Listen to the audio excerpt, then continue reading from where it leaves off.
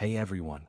Get cozy, settle into a comfy position, and let these calming tales whisk you away to a peaceful night's sleep. Drop a comment below on what time and from where you are watching this video and share your own late-night ritual that helps you drift off. The sun barely crested the spires of Baldur's Gate, casting long shadows across the cobblestone streets of the lower city. Mira Tallow, a baker's apprentice, wiped flour from her brow as she kneaded dough in the dim light of the hearth's glow bakery. The air was thick with the scent of yeast and charred wood, the oven roaring behind her. Her hands, calloused from years of labor, moved with practiced rhythm, though her mind wandered to the whispers she'd heard at the market yesterday, tales of mined flayers, abductions, and strange ships in the sky. Mira was no adventurer. At 23, her world was flour, fire, and the daily grind of feeding the city's hungry. Her life was predictable, save for the occasional brawl spilling out from the Blushing Mermaid Tavern or the Flaming Fist's heavy boots clomping past her window. But lately the city felt wrong. A tension hung in the air, like the moment before a storm breaks. "Why, Mira? Less daydreamin', more needin'," barked old Tom, the bakery's grizzled owner. His voice was rough, but his eyes held a warmth that belied his gruffness. Mira offered a sheepish smile, pushing her weight into the dough. Tom had taken her in as an orphan, teaching her the trade when she was barely tall enough to reach the counter. He was family in his own way. "Tom, you hear what they're sayin' at the docks?" she asked, keeping her voice low. "About folk vanishin' in the night?" Tom snorted, tossing a log into the oven. "Rumors, lass. Always rumors. Last year it was doppelgangers, year before that it was devils. Baldur's Gate thrives on tall tales." Mira wasn't so sure. She'd seen the fear in the fishmonger's eyes, heard the quiver in the cobbler's voice. Something was coming. She could feel it in her bones. As the morning bells tolled, the bakery door swung open, admitting a gust of salty air and a wiry figure in a tattered cloak. It was Kalen, a street urchin who ran messages for coppers. His face was pale, eyes wide. "Mira, Tom," he gasped, clutching the doorframe. "They found a body by the harbor." "Oh, wrong." Like its head was cracked open and something crawled out. Mira's hands froze on the dough. Tom's jaw tightened, but he waved Kalen off. "Enough of that. Get your loaf and go, boy." Kalen grabbed his bread and darted out, leaving Mira staring at the flour-dusted table. Her heart pounded. This wasn't just a rumor. By midday, the bakery was a hive of activity. Customers crowded the counter, their voices overlapping in a cacophony of gossip.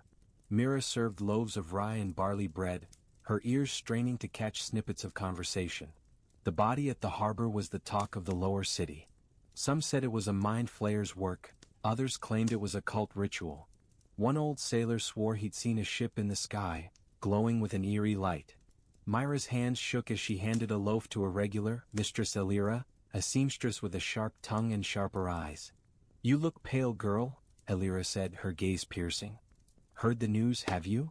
Mira nodded, swallowing hard. "Is it true? About the body?" Elira leaned closer, her voice a conspiratorial whisper. "True as the sun rises. I saw it myself this mornin'." Poor Sod's skull was hollowed out, like something ate his brain. The fish tryin' to keep it quiet, but words spread in dust. Mira's stomach churned. She glanced at Tom, who was busy with another customer, his face set in a scowl. He didn't believe the stories, but Mira couldn't shake the dread creeping up her spine.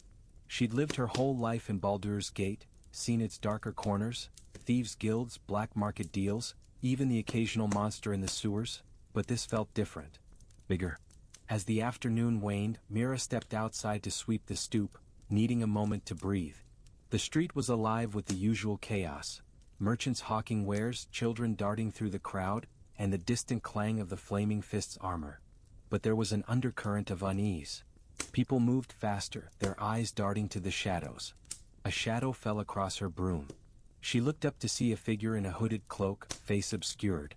"Mira Tallow?" the stranger asked, voice low and smooth. Her grip tightened on the broom. "Who's the skin?" The figure stepped closer, revealing a glimpse of pale skin and sharp cheekbones. A woman, perhaps, though her eyes were hidden. "You've heard the whispers.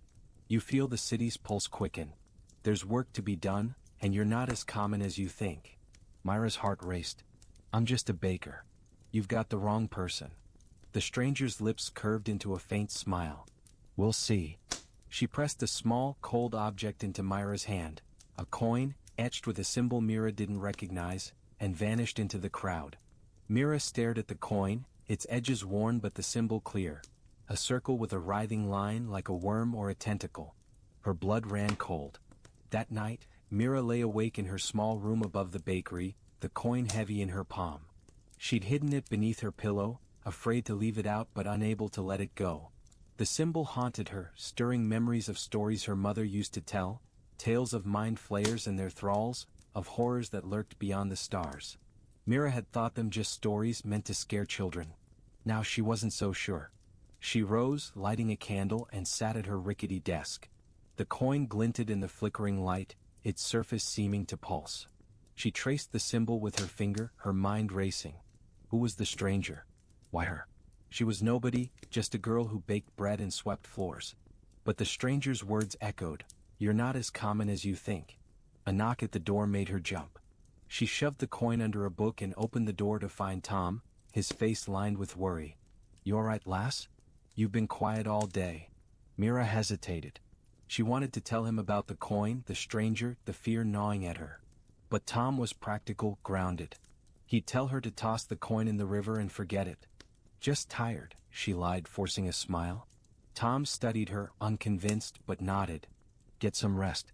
We've got a big order tomorrow. Fist's hosting some fancy gala at the High Hall." As he left, Myra's gaze drifted back to the coin. She couldn't ignore it. Not anymore. The next morning she slipped the coin into her pocket and headed to the market, determined to find answers.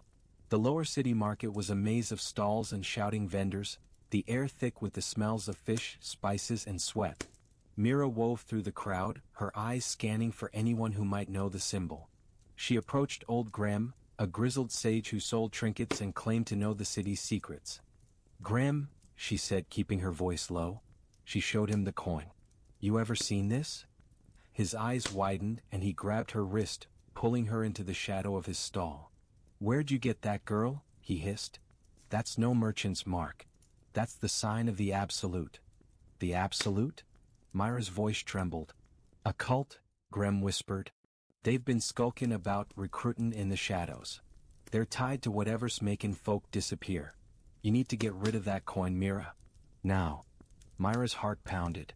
A cult. The body at the harbor. The stranger's words. It was all connected, and somehow she was caught in the middle. Mira didn't toss the coin. She couldn't.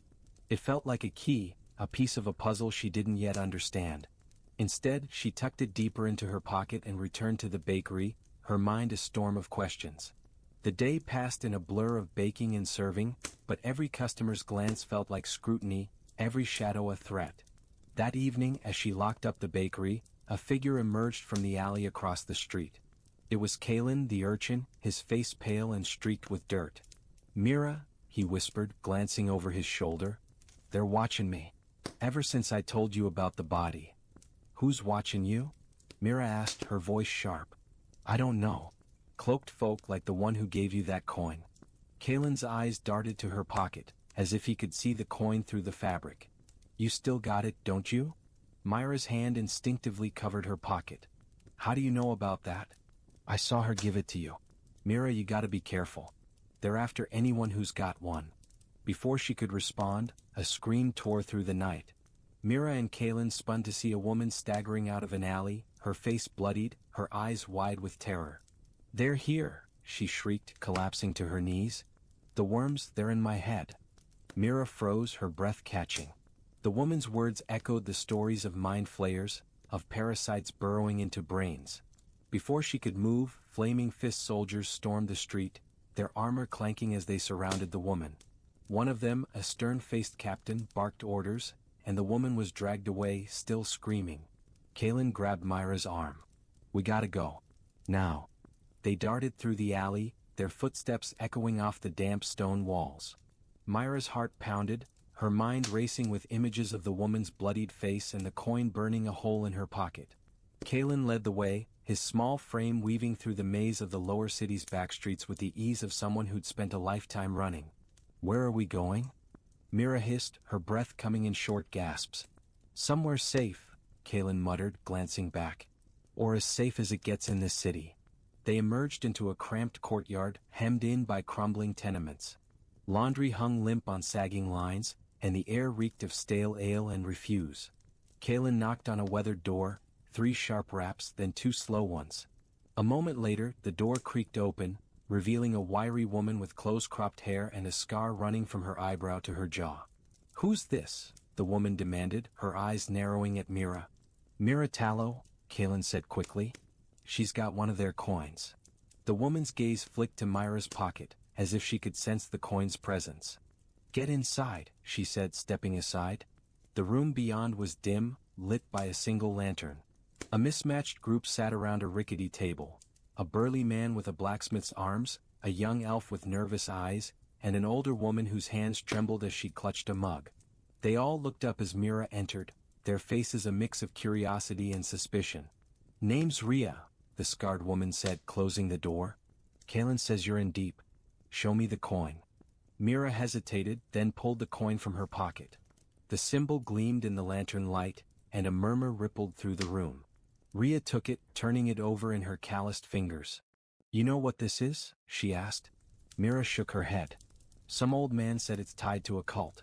The Absolute." Rhea's expression darkened. "That's half the truth. The Absolute's more than a cult, it's a plague. They're infecting people, turning them into thralls with those worms the woman was screaming about. And this coin? It's a mark. Means they've got their eyes on you." Myra's stomach dropped. "Why me? I'm nobody." Rhea handed the coin back, her eyes hard. "That's what we all thought. Every one of us here's got a coin or had one. They're Chusin people, common folk, not nobles or heroes. We don't know why, but we're trying to find out."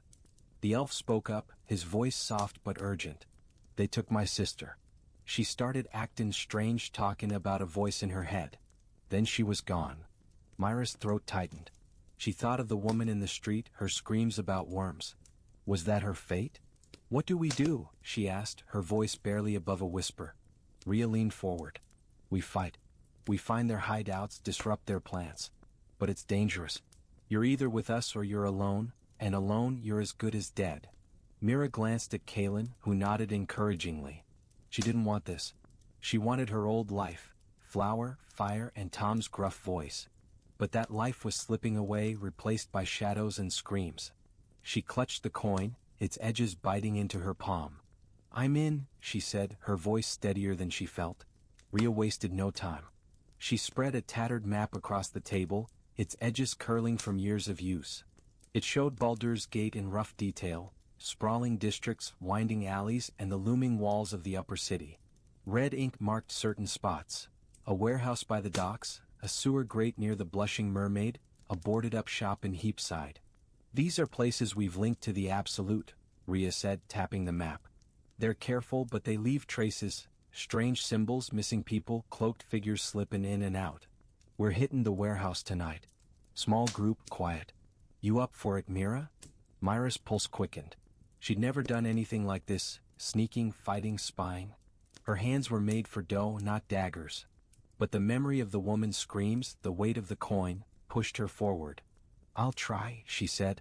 Rhea nodded, handing her a worn cloak and a short blade. "Stay close, keep quiet. If things go bad, run." The group set out under cover of darkness, the city cloaked in fog. Mira pulled the cloak tight, the blade heavy at her hip. Rhea led, followed by the blacksmith, whose name was Torin, and the elf, called Lyrian. Kalen stayed behind, too young for the mission but tasked with keeping watch at the safe house. The docks were eerily quiet, the usual clamor of sailors and merchants replaced by the creak of ships and the lap of waves. The warehouse loomed ahead, its windows dark but for a faint glow seeping through the cracks. Rhea signaled for them to crouch behind a stack of crates. "2 guards," she whispered, pointing to shadowed figures by the door. "Torin, Lyrian, take him out. Mira with me." Myra's heart hammered as she followed Rhea, sticking to the shadows. Torin and Lyrian moved with surprising grace, silencing the guards with swift, practiced blows. Mira averted her eyes, her stomach twisting. This was real, too real. Rhea pried open a side door and they slipped inside.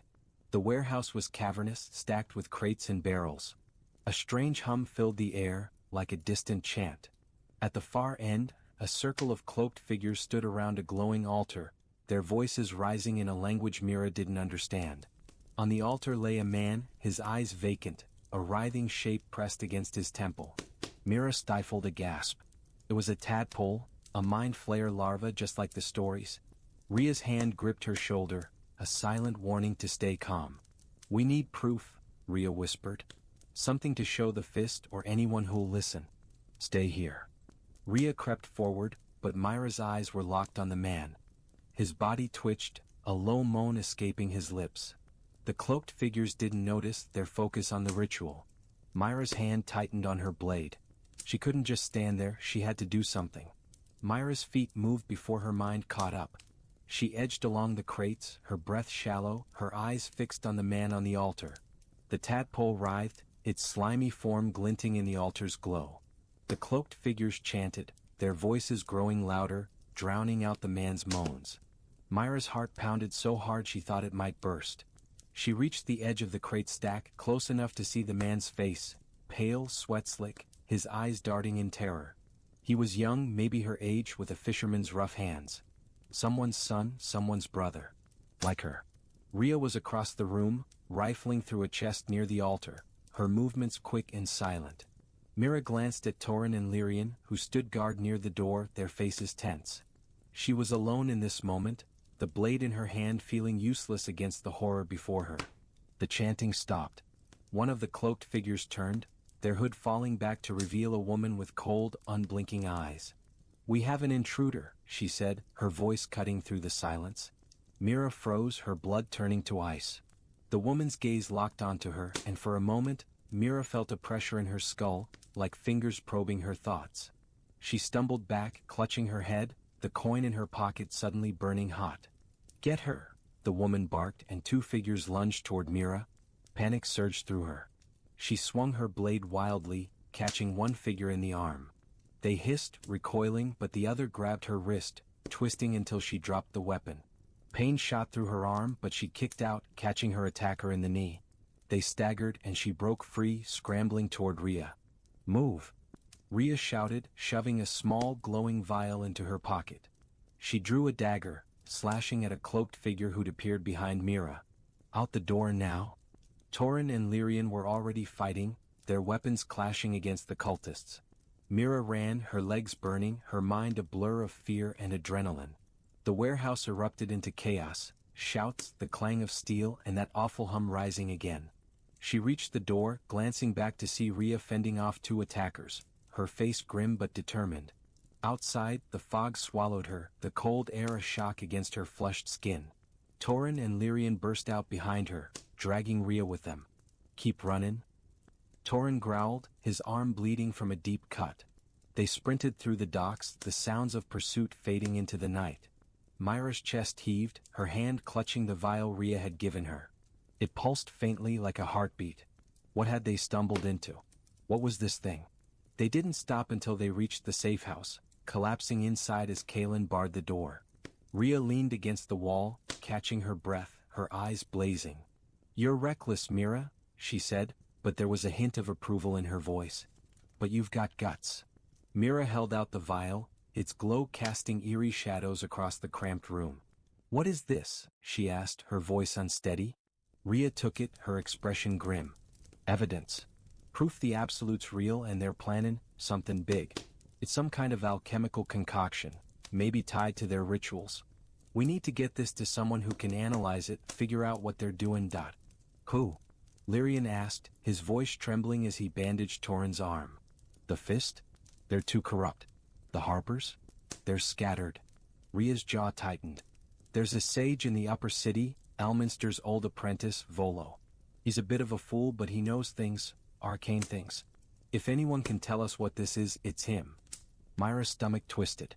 The upper city was a world away from the lower city's grime and bustle. It was all polished marble and guarded gates, a place where someone like her stuck out like a smudge on a noble's silk. "How do we even get there?" she asked.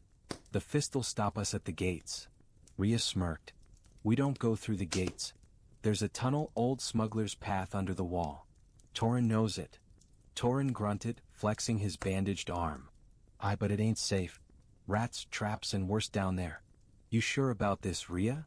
We don't have a choice, Rhea said. The absolutes move in fast. That ritual we saw? It's not their first and it won't be their last. We need answers and we need 'em now. Mira sank into a chair, her body aching from the night's ordeal. The vial's glow seemed to pulse in time with her heartbeat, a constant reminder of the danger she'd stumbled into. She thought of Tom, probably asleep above the bakery, oblivious to the chaos she'd plunged into.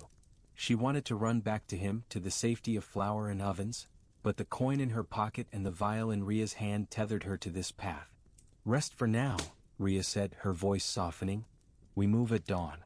Mira, you're with us. No turning back. Mira nodded, though her insides churned. She didn't sleep that night, her mind replaying the warehouse, the tadpole, the man's terrified eyes, the cultist's cold stare. When the first light of dawn crept through the safe house's cracked shutters, she was already up, her cloak pulled tight, the blade at her hip feeling a little less foreign. The tunnel entrance was hidden behind a rusted grate in an abandoned alley near the docks. Torrin pried it open with a crowbar, the metal groaning in protest. The air that wafted up was damp and foul, carrying the stench of mold and something sharper like decay. Mira wrinkled her nose, clutching her cloak as she peered into the darkness. Stay close, Rhea said, lighting a torch. Its flame cast flickering shadows on the slimy walls as they descended. Torrin led the way, his broad frame filling the narrow passage, while Lyrian brought up the rear, his bow drawn and eyes scanning the shadows. Mira stayed near Rhea, her hand on the hilt of her blade, though she wasn't sure she could use it if it came to that. The tunnel was a labyrinth of twists and turns, its walls etched with faded runes and graffiti from smugglers long gone.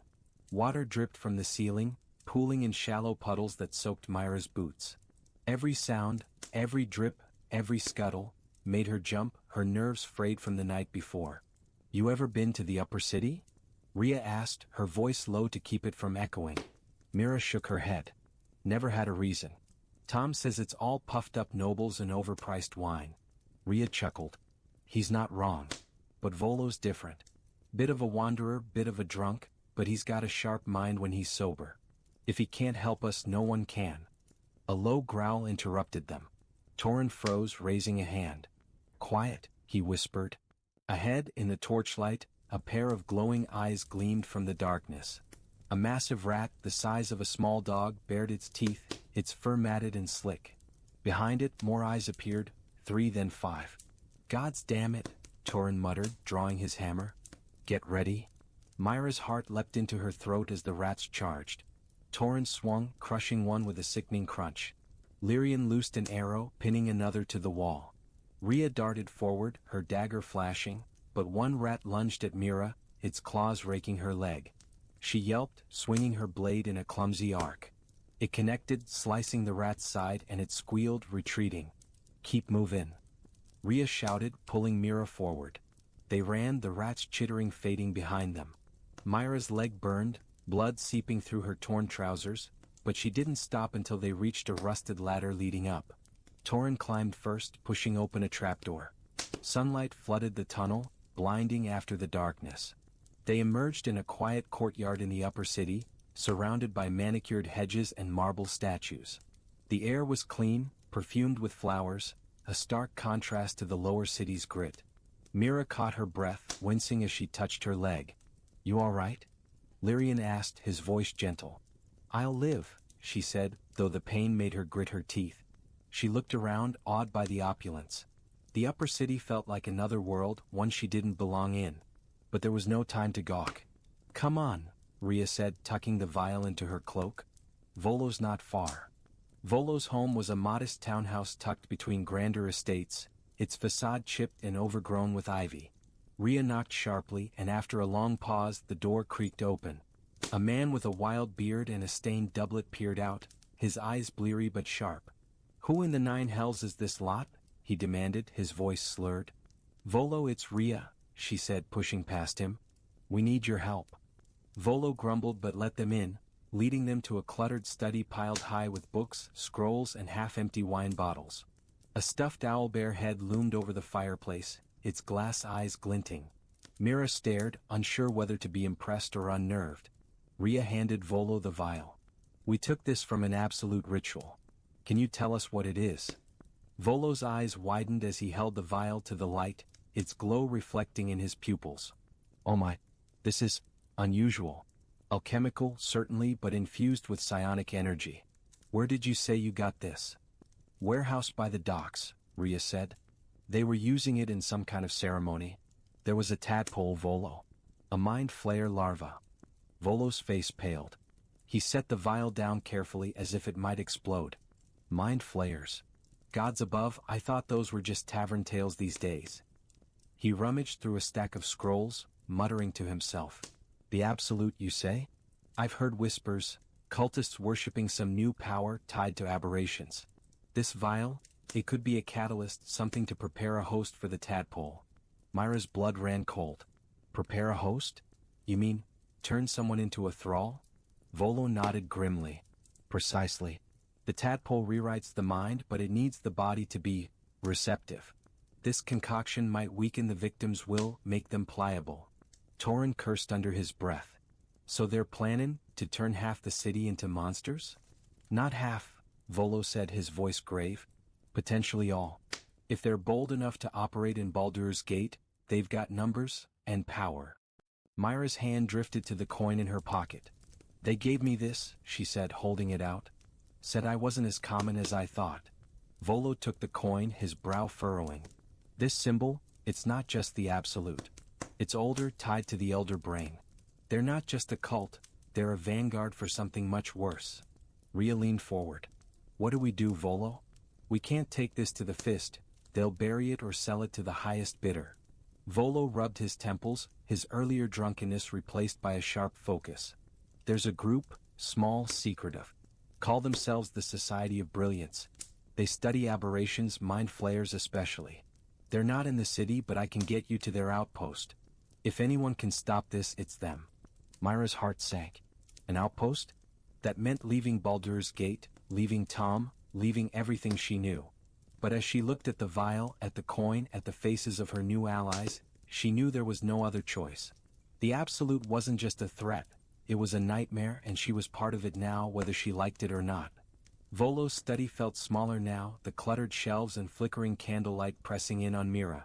She clutched the coin, its edges biting into her palm, as the weight of Volo's words settled over the group.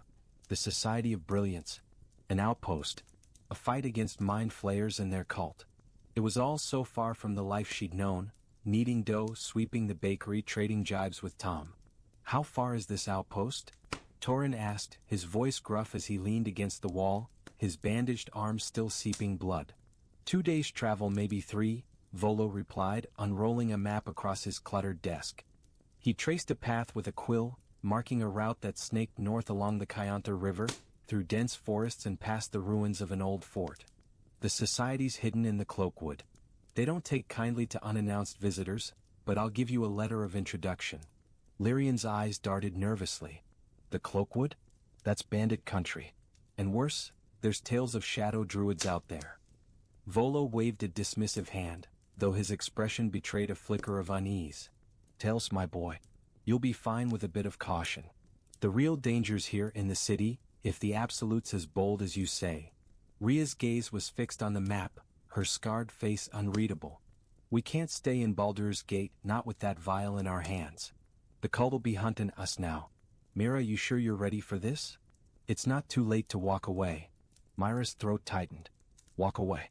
Back to the bakery, to pretending the world wasn't unraveling? She thought of the man on the altar, his eyes wide with terror as the tadpole writhed. She thought of the woman in the street, screaming about worms in her head. And she thought of Tom, who'd raised her, who'd never believe her if she told him the truth. Leaving him felt like betraying the only family she had, but staying meant risking his safety too. I'm ready, she said, her voice steadier than she felt. But I need to see Tom first. I can't just disappear. Rhea nodded, though her eyes were wary. Fine. But make it quick and don't tell him more than he needs to know. The less he's tangled in this, the better. Volo scribbled a letter, sealing it with wax and handing it to Rhea. This'll get you to the Society. Find a scholar named Omeluum, he's their expert on mind flayers. Bit odd even for a scholar, but brilliant. Give him the vial and the coin. Myra's stomach churned at the thought of carrying the coin any longer, but she tucked it back into her pocket. The group left Volo's house as the upper city's bells tolled noon, the streets now bustling with nobles and silks and servants scurrying about. Mira kept her hood up, feeling out of place among the polished cobblestones and manicured gardens. They retraced their steps through the smuggler's tunnel, the rat scratches on Myra's leg throbbing with every step. The lower city greeted them with its familiar chaos, shouting vendors, clanging hammers, the tang of salt and fish in the air. But it felt different now, like a stage hiding a darker truth beneath its surface. The Hearth's Glow bakery was quiet when Mira slipped inside, the afternoon lull leaving the counter empty. The familiar smell of fresh bread and wood smoke wrapped around her, a comfort that made her chest ache. Tom was in the back, stoking the oven, his broad shoulders hunched from years of labor. He looked up as she entered, his flour-dusted face breaking into a frown. "Where've you been, lass? You didn't come home last night. Had me worried sick." Myra's heart twisted. She'd rehearsed what to say, but the words felt hollow now. "I'm sorry, Tom. I got caught up with something important. I need to leave for a bit." Tom's frown deepened.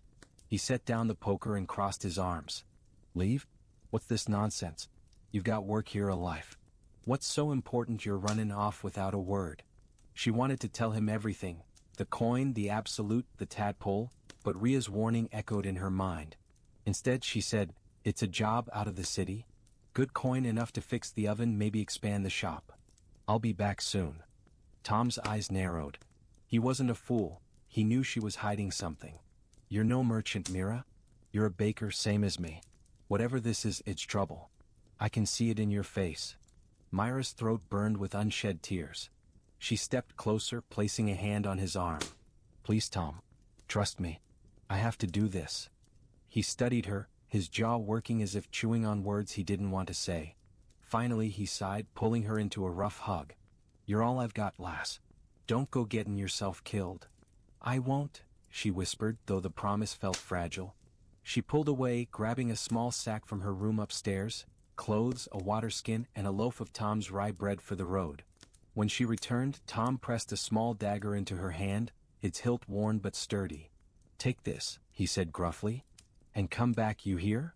She nodded, unable to speak, and slipped out the door before her resolve crumbled. Outside, Ria, Torin, and Lyrian waited in the alley, their faces grim. "You good?" Ria asked. Mira nodded, though her heart felt like it was breaking. "Let's go." They left Baldur's gate at dusk, slipping out through a lesser-known gate used by fishermen and smugglers. The flaming fist barely glanced at them, too busy arguing over a dice game. The Kyanthar River gleamed under the setting sun, its waters a murky mirror reflecting the city's spires. Mira looked back, memorizing the skyline, the high hall, the temples, the bakery's chimney. Would she ever see it again? The road north was little more than a dirt track, winding through fields and into the dense cloakwood forest. Torin set a brisk pace, his hammer slung across his back, while Lyrian scouted ahead, his elven eyes sharp in the fading light. Ria walked beside Mira, the vial and Volo's letter tucked safely in her cloak. "You did the right thing leaving Tom out of it," Ria said, her voice low. "This fight's no place for honest folk." Myra's hand drifted to the dagger Tom had given her, now sheathed at her belt beside the cultist's blade. "He's all I have. If anything happens to him because of me—" "It won't," Ria cut in. "The Absolute's after us, not him. Keep your head on the mission and we'll keep him safe by stopping this." Mira nodded, though the reassurance felt thin. The forest closed around them, the air growing cool and heavy with the scent of pine and earth. Owls hooted in the distance, and the occasional rustle in the underbrush made Myra's hand twitch toward her dagger. They made camp in a small clearing, lighting no fire to avoid attention. Lyrian shared a strip of dried meat, and Mira tore into Tom's bread, its familiar taste grounding her. As they ate, Torin spoke, his voice a low rumble. "I had a family once. Wife, 2 boys. Lost them to a fever 3 years back. Joined Ria's crew, 'cause I needed something to fight for. You got that, Mira? Something worth fighting for?" She thought of Tom, of the bakery, of the man on the altar whose name she'd never know. "Yeah," she said softly. "I do." Torin nodded, a flicker of respect in his eyes. "Good. Hold on to it. Sleep came fitfully, the forest sounds keeping Mira on edge. She dreamed of the tadpole, its slimy form crawling toward her, and woke with a start, her hand on her dagger.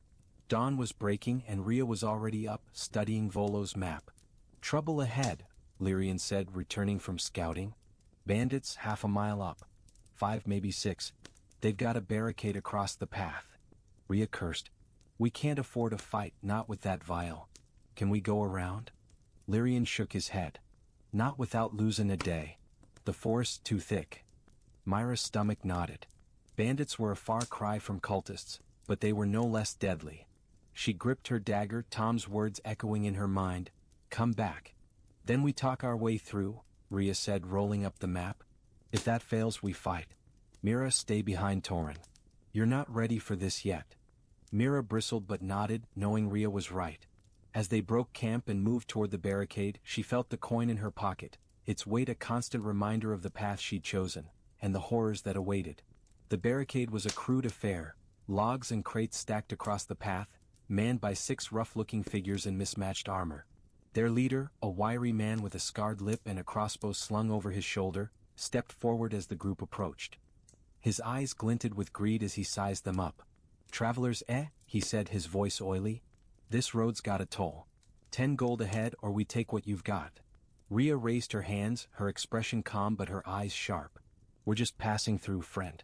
No coin to spare, but we've got no quarrel with you." The leader laughed, his men shifting behind him, hands on weapons. "No coin? Then maybe that pretty vial in your cloak'll do. Hand it over." Mira's breath caught. How did he know about the vial? Rhea's hand twitched toward her dagger, but she kept her voice steady. "Don't know what you're talking about. Let us pass and we'll all walk away happy." The leader's smile vanished. "Wrong answer." He raised a hand and his men drew their weapons, swords, clubs, a rusty axe. Mira's heart raced as she stepped closer to Torin, her dagger feeling woefully small. "Wait," Lyrian called, stepping forward, his bow lowered but ready. "We've got something better than coin. Information. There's a caravan coming up this road tomorrow, loaded with silks and spices. Let us go and we'll tell you where." The leader's eyes narrowed, considering. Mira glanced at Lyrian, her pulse hammering. Was he bluffing? Or betraying them? Rhea shot him a look but stayed silent, trusting his play. "Talk," the leader said. Lyrian spun a quick lie about a merchant route, his voice smooth despite the tension. The leader listened, stroking his chin, then nodded. "All right, Elf. You'd better be right. Get moving, before I change my mind." The group hurried past, the bandits' jeers following them. Once they were out of sight, Rhea grabbed Lyrian's arm. "That was reckless. You sure they won't check your story?" Lyrian shrugged, a faint smile on his lips. "By the time they figure it out, we'll be in the deep wood. But we need to move. They might not stay put." Mira exhaled, her hands still shaking. "How did they know about the vial?" she asked, her voice low. Rhea's face darkened. "They didn't. Someone's talking. Either we've got a traitor among us, or the Absolutes got spies everywhere." The words hung heavy as they pressed deeper into the forest, the trees growing denser, the air colder. Mira's leg ached from the rat scratches, and her mind churned with doubt. Who could she trust? Rhea with her sharp commands? Torin with his quiet strength? Lyrian with his quick lies? Or was she alone in this, a baker caught in a war she didn't understand? The path narrowed, the forest swallowing the light. Somewhere ahead, the Society of Brilliance waited, answers maybe or more questions. Mira tightened her grip on her dagger, Tom's voice a faint echo. "Come back.